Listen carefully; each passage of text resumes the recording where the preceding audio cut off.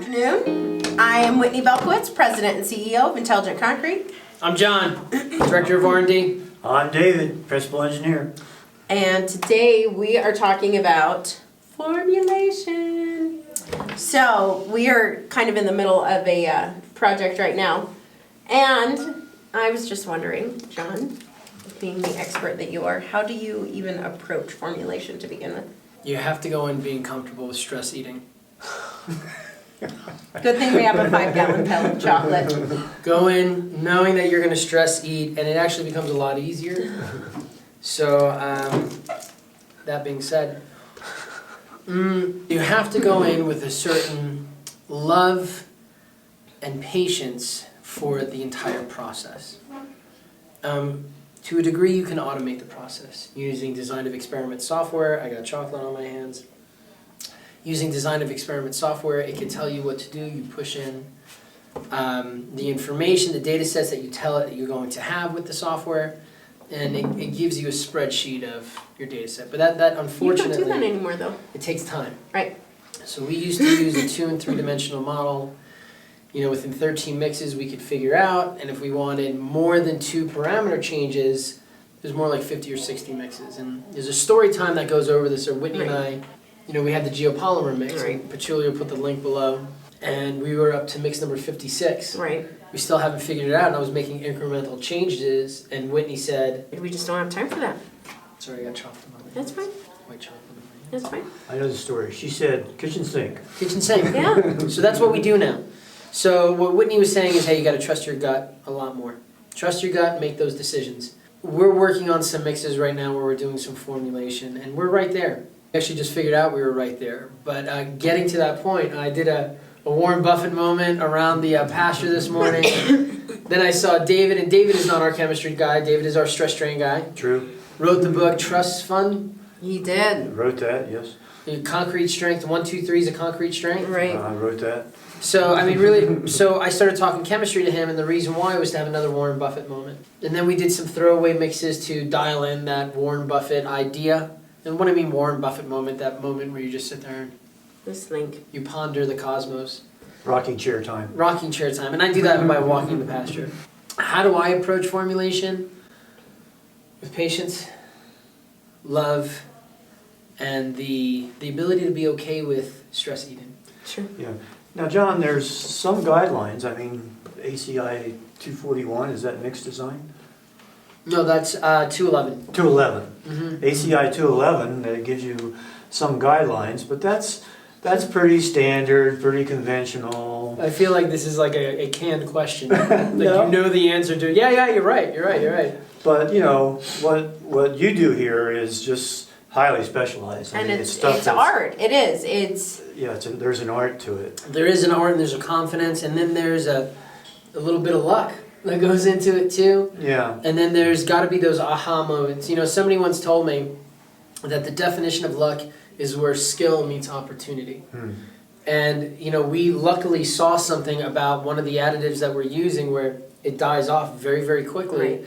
And now we're reaffirming that with our reference mix, but we've seen it in 3 mixes so far, and that's something that we didn't know, which is great. Right.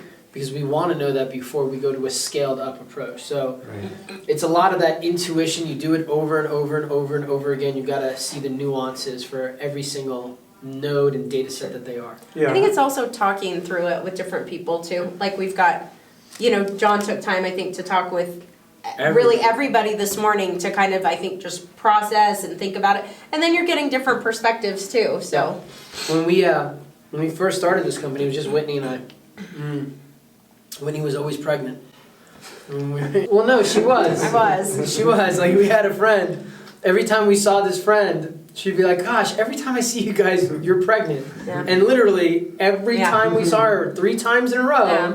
we were pregnant. Which we clearly didn't see her that frequently, but yes. It was just funny that when we saw her. So anyway, oh gosh, where was I going with that? So every time that we were doing a reformulation project, Whitney couldn't spend time in the lab with me because she was Right. pregnant. We just didn't allow that. Not because we're trying to be sexist or Well, anything. no, it's just don't wanna different have to worry. chemicals and whatever. So I didn't have people to talk to about these projects. And while I still got them done, it took a lot longer. Now, I love talking to people about it because I have the ability to, and sometimes I don't. Sometimes I have to talk to people about it that you're really just wasting time, but everybody in our team, they bring, and like David, he brought the question, why are you doing so many parameter changes? And can these different parameter changes have a synergistic or secondary effect? And I knew that's where the conversation was going to go. Right. So that gave a little bit more confidence to me in what I was doing, to recognize what I was doing. I think, putting into a everyday person concept, I mean, there's master chefs and gourmet chefs, Right. and there's cooks. There's sous chefs and assistants, all kinds of people. So, in our world, there's people that can design concrete mixes, and then there's mix masters that design specialized mixes. Going back to that analogy of there's different types of cooks. Right? In a restaurant, it takes everybody Exactly. to make it happen. Right. So we all have our specialties There's here. different cooks down the line. There's, Right. Yeah. So we're doing it. Yeah. Oh, I love this. This is great. So yeah, if you have a team, I guess that's the biggest thing. If you have a team, that's another approach that I have. Use your team. Yeah. Don't be afraid. Especially when things go wrong. That's the best time to talk to your team. Yeah, and John this morning, I mean, it was like explaining it to his 14-year-old son. I mean, somebody that wasn't really an expert, but by talking it through himself and explaining it to me, it kind of produced kind of a problem-solving Right. format by doing that. Right. Because if you could get me to understand it, then Right.